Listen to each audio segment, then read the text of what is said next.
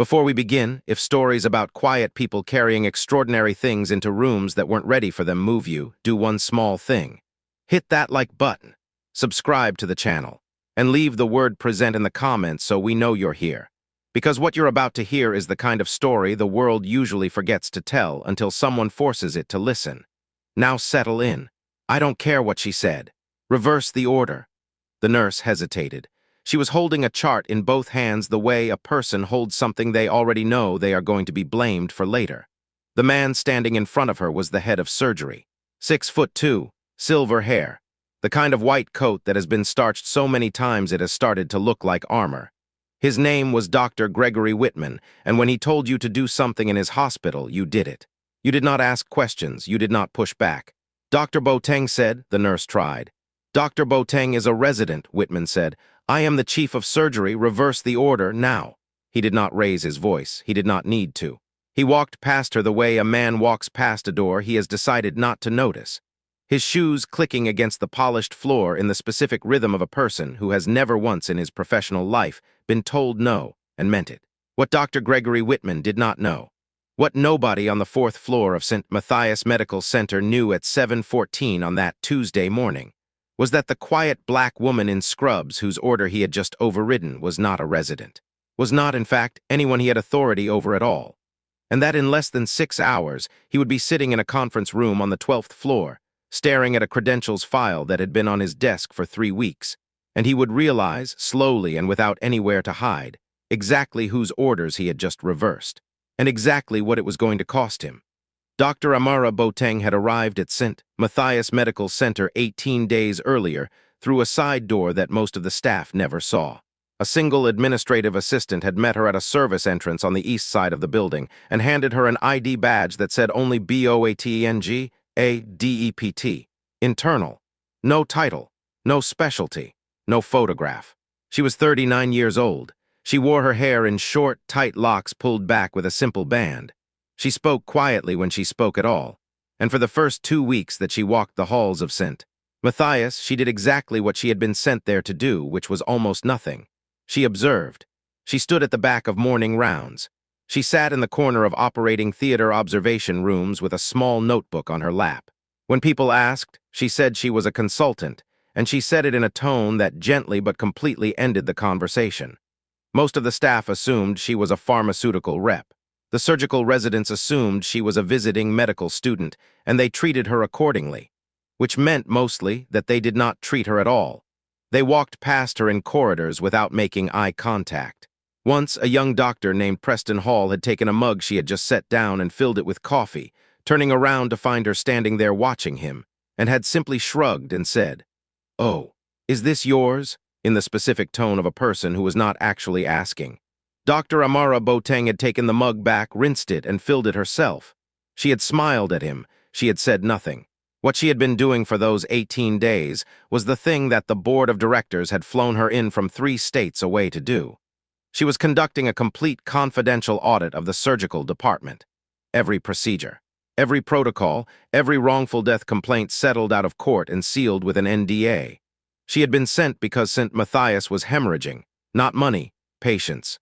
The kind of patients who arrive through the emergency room in stable condition and leave through the basement in bags.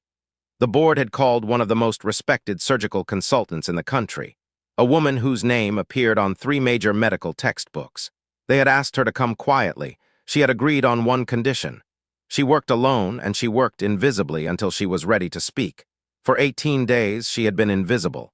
She had watched Dr. Gregory Whitman operate on 14 separate occasions. She had read every chart he had signed in the last 36 months, and what she had found was the reason the board was going to meet at 1 o'clock that afternoon. But none of that had happened yet. At 7:14 that Tuesday morning, a patient named Ellis Crawford, 61 years old, had been admitted the night before with chest pain. Dr. Amara Boateng, reviewing his chart, had noticed something. A medication interaction, not the kind that screams from the page, the kind that whispers, the kind that kills quietly. She had walked out to the nursing station and told the nurse, Beverly Marks, that the pre-op medication needed to be adjusted. The nurse had listened, had nodded, had written it down. And then Dr. Gregory Whitman had walked into the nursing station, seen the adjustment, asked who had ordered it, been told it was the woman in the blue scrubs at the end of the hall, looked at her once across the length of the corridor, and said the sentence that would end his career. I don't care what she said. Reverse the order. Beverly Marks had been a surgical nurse for 26 years. She had learned somewhere around year 7 that the difference between a good surgeon and a dangerous one was whether the surgeon was capable of hearing the word no. Whitman, in her private estimation, was not. She did what she had been told to do because she was 54 years old and she had 2 kids in college, and she knew what happened to nurses who defied Dr. Gregory Whitman. She reversed the order, and then she did something she had not done in a very long time. She picked up the internal phone, dialed 4 digits, and asked the operator to connect her to the office of the chief administrator. She asked that Dr. Margaret Ashwell be informed that a medication order had been overridden on a surgical patient, and that the person whose order had been overridden was the consultant. The operator paused. The consultant? She'll know who I mean, Beverly said. At the end of the corridor, Dr. Amara Boateng had watched the entire exchange. She had not moved. She had not raised her voice. She had simply taken a pen out of her pocket, opened her notebook, and made a single, precise note. Then she had walked calmly toward the elevator at the far end of the hall. She had pressed the up button, not the down. At 7:52 a.m., Ellis Crawford was wheeled into the pre-op area. Dr. Gregory Whitman scrubbed in. The anesthesiologist administered the pre-op medications exactly as originally ordered. 7 minutes into the procedure, Ellis Crawford's heart rate began to climb. It did not simply climb. It spiked. It went in the space of 90 seconds from 92 beats per minute to 156. His blood pressure dropped sharply. The monitors above the operating table began to make the specific cascade of sounds that operating rooms are designed to never make. The anesthesiologist looked up, hands already moving. He's crashing. Dr. Gregory Whitman, scalpel in hand, did not look up. Stabilize him. I'm trying. His pressure's in the 60s. I said stabilize him. 3 separate members of the surgical team attempted to tell Whitman that the patient was experiencing a reaction to the pre-op medication, that the exact interaction Dr. Boateng had flagged at 7:11 that morning was unfolding, in real time, inside Ellis Crawford's chest. Dr. Gregory Whitman told each of them, in increasingly sharp tones, to do their jobs and let him do his. And then at 8:04 a.m., the operating room door opened. It did not open the way doors usually open during surgery, which is to say, it did not. Surgical theater doors mid-procedure do not open. This door opened from the observation gallery, the one that led directly to the administrative corridor on the 12th floor. Dr. Margaret Ashwell walked in first, 67 years old, charcoal gray suit, the expression of a woman who had just finished a phone call she had not wanted to have. Behind her, in blue scrubs now, with a surgical mask already in place, was Dr. Amara Boateng. And behind Dr. Boateng, carrying a slim manila folder, was the hospital's general counsel. Dr. Gregory Whitman looked up from the operating table. For the first time since the procedure had begun, he looked up. What? He started. Step back from the patient, Dr. Whitman, Margaret Ashwell said. I'm in the middle of a step back from the patient. Dr. Amara Boateng was already moving. She crossed to the anesthesiologist's station in 3 strides, read the monitor, read the medication log, and turned to the surgical tech. I need 0.5 milligrams of atropine and a 250 milliliter bolus of saline right now. The tech looked at Dr. Gregory Whitman. Do not look at him, Dr. Boateng said. Look at me. I need it now. The tech moved. The saline went up. The atropine was pushed. 90 seconds after she had walked through the door, Ellis Crawford's heart rate began slowly to come down. The alarms began one by one to quiet. Dr. Gregory Whitman stood at the operating table with a scalpel still in his hand, and he looked at the woman in the blue scrubs whose order he had reversed 48 minutes earlier, and something in his face began, very slowly, to change. Who, he said, are you? Margaret Ashwell answered for her. Dr. Whitman, I need you out of this operating room. The conference room on the 12th floor had a long oval table made of dark cherry wood, and around it at 1 o'clock that afternoon sat 7 members of the hospital's board of directors, the general counsel, the chief administrator, and Dr. Gregory Whitman. Nobody had offered him coffee. Nobody had offered him water. At the head of the table, Margaret Ashwell opened a manila folder. She did not look at him. She looked at the folder.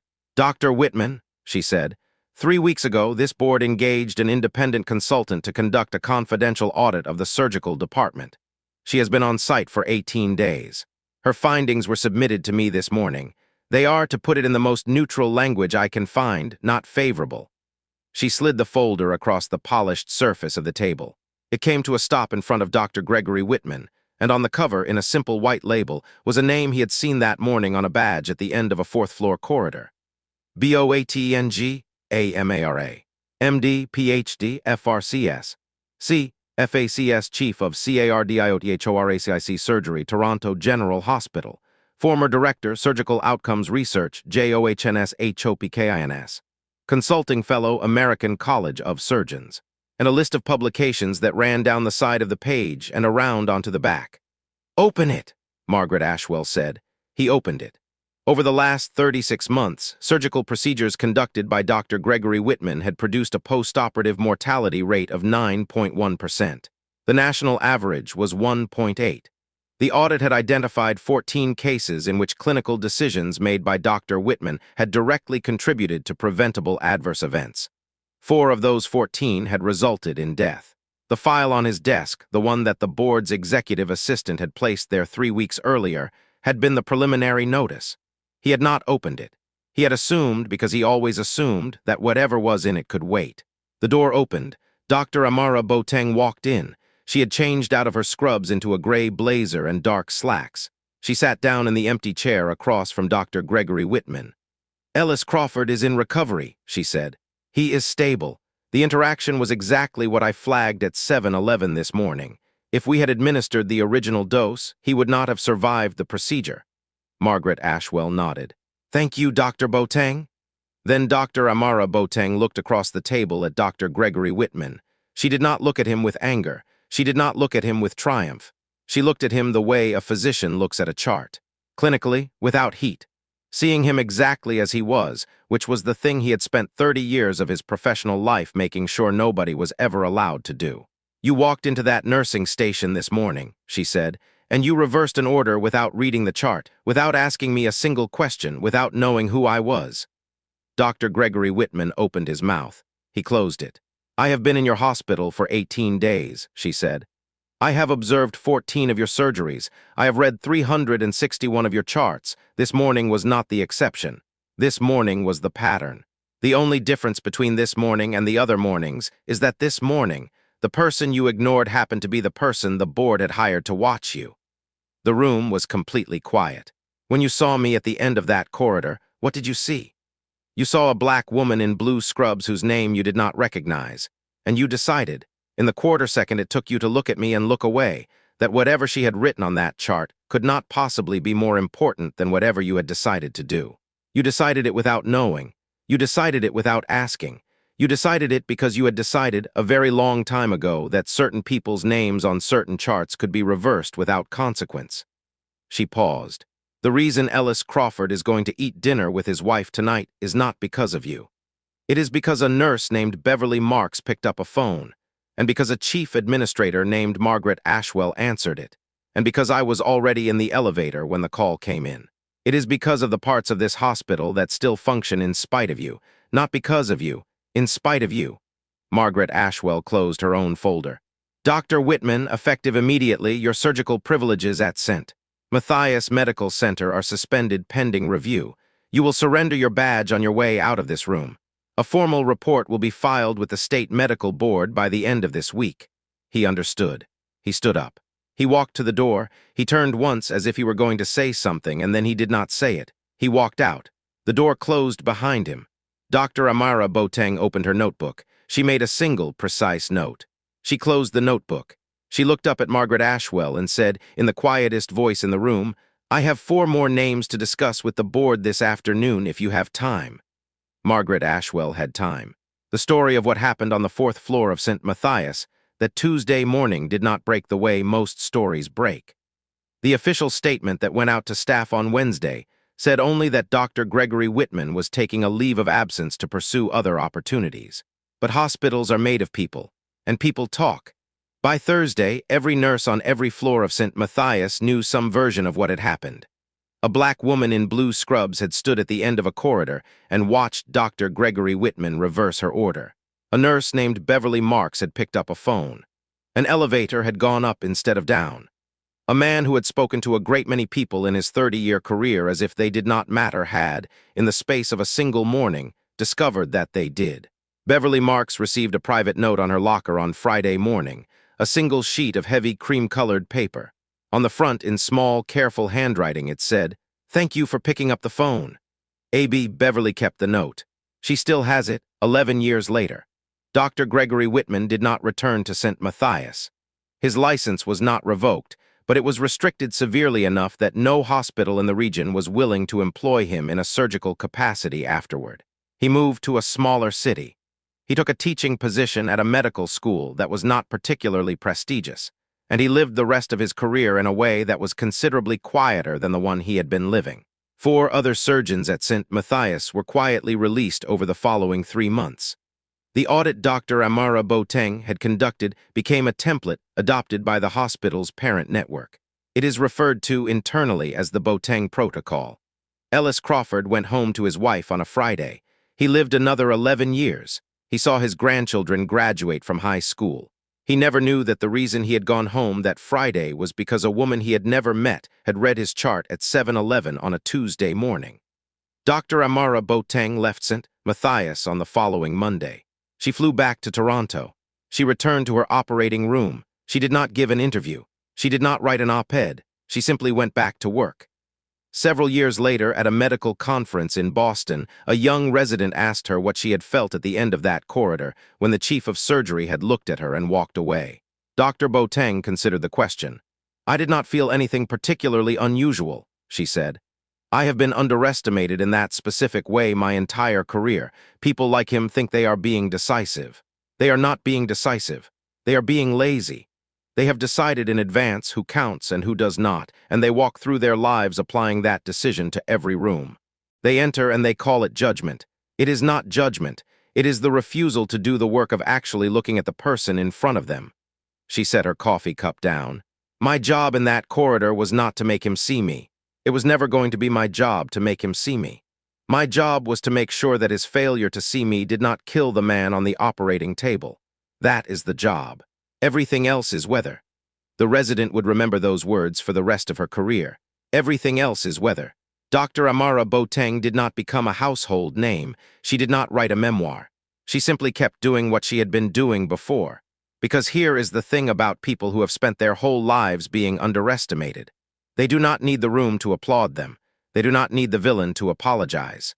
What they need is for the work to have been done correctly. What they need is for Ellis Crawford to go home to his wife. Dr. Gregory Whitman spent the last decades of his life in a small city, teaching students who had never heard of St. Matthias Medical Center. Dr. Amara Boateng spent those same decades in an operating room in Toronto, doing her job. Both of them were living with the consequences of a single morning. The difference was that one of them had earned those consequences, and one of them had simply kept doing what she had always been doing, which was the work, carefully and correctly, regardless of who was watching. That difference in the end is the whole story. If this story reached you, share it with someone today. Somebody in your life has been underestimated the way Dr. Boateng was underestimated, has been walked past in a corridor, has been the quiet person in the blue scrubs at the end of the hall. Tell them this story. Tell them what she said. Everything else is weather. And if you have ever been the person who walked past, the person who did not read the chart, the person who decided in the quarter-second it took to look and look away that whoever was in front of you could not possibly matter as much as whatever you had decided to do, this story was for you too. Dr. Gregory Whitman was not a monster. He was a man who had stopped doing the work of actually seeing the people in front of him. That is a choice anyone can make and anyone can stop making. If you want more stories like this one, subscribe to the channel, hit the like button. Leave a comment telling me who the Amara Boateng in your life is. Share this with one person today. Because the only thing more powerful than being underestimated is going back to work anyway. Until next time, read the chart, do the work, and remember everything else is weather.